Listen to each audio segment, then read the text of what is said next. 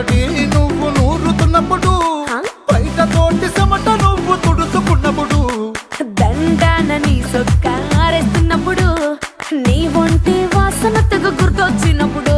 రెండు చేతులెత్తి జుట్టు ముడిసినప్పుడు, జండు కత్తుకొని పడుకున్నప్పుడు, అలసిపోయి నువ్వు ఆవలించినప్పుడు, వచ్చుండై ఫీలింగ్స్ వచ్చి వచ్చి చంపేస్తు